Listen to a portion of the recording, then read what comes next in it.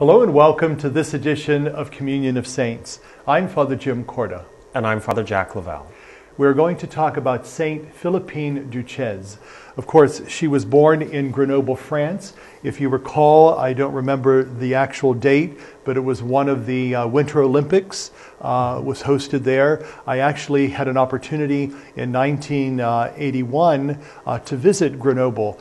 Phenomenal countryside, beautiful surroundings, very majestic, mountainous, and this is the area geographically in which she lived, but she was born in 1769. So let's talk about historically what was going on at the time. Well, the year of her birth certainly was a few years before our own American Revolution, and we know that after the American Revolution came the French Revolution. And so her formative years, she would have seen a great deal of unrest in France, even in the countryside.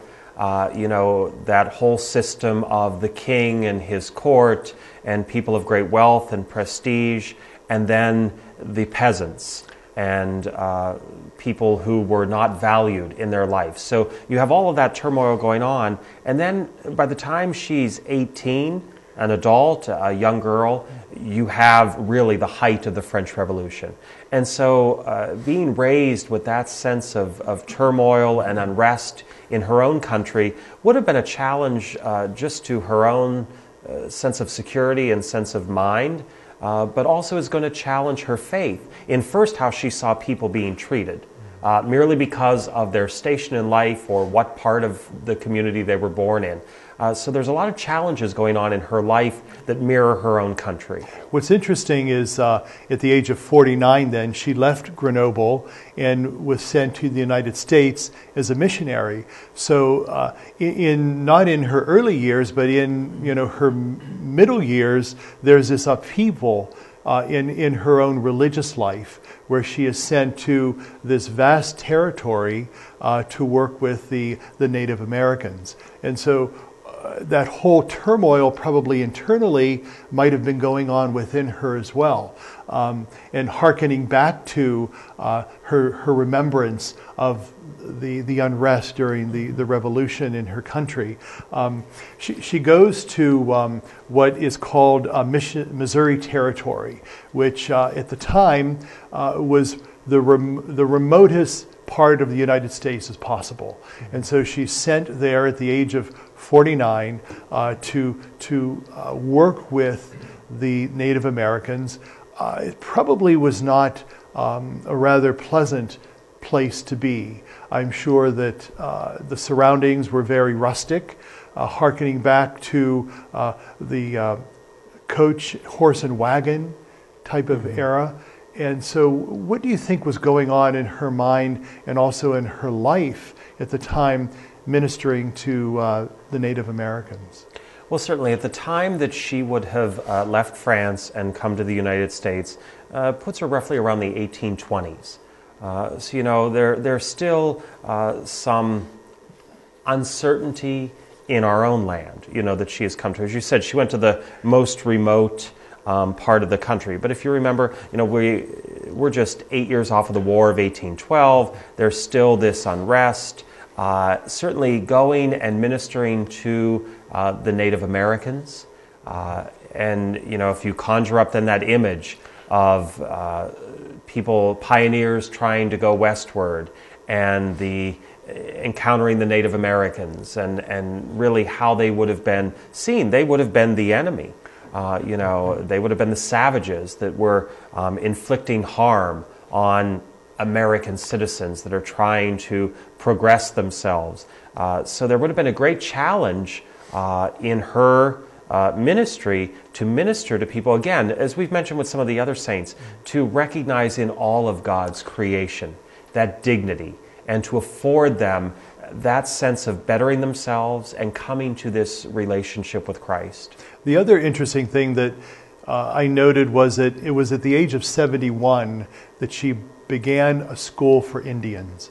Now, could you imagine at the later years of her life, starting almost all over again with this new administration, this new foundation, and what joy must have been or had to be in her heart and in her life at the time to actually put her time and her blood, sweat, and tears into this this involvement there.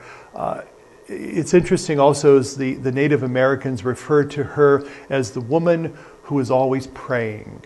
So obviously they saw in her an example of a contemplative in prayer, and how important that is, and how even in our own religious life, how often would someone say of you or I, they are always praying, because that's not part of who we are as diocesan priests. But yet this religious woman who left in middle age of her life to come to another country, vast territory of the unknown, and then later years, almost 20 years later, beginning all over again, this mission and ministry. What must have been in her heart that allowed her to do this? Well, I think like many of the saints that we have or we will talk about, was that sense of peace and contentment in their own faith, in their own relationship with the Lord. And that sense of prayer. I think that's so important. And I think you're right.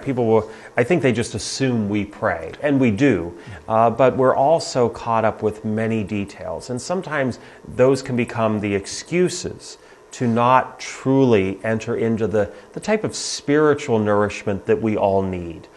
So for her, as we said, at 71, to start a school, that took work, that took energy, that took time and talent. But even in all of that, for them to say of her not, this was the woman who was always working, or this was the woman who was always doing this or doing that, but that this woman was always praying. Certainly she was working, certainly she was, dedicated to her efforts, but prayer accompanied that action. And I think that's probably a great legacy that those she served, have given us from her, is that prayer, that constant conversation with Christ. That really is what prayer is. I don't think they said that she was constantly saying the Hail Mary or the Our Father, or that rosary beads always dripped from her hands, but that she was always in communication with God. That communication with Christ influenced and affected everything she did. And 12 years after founding this school for Indians, she passes away at the ripe old age of 83. She is canonized in 1988 by St. John Paul II, and her feast day is November 18th. And thank you for being with us for this episode of Communion of Saints, and may God be with you.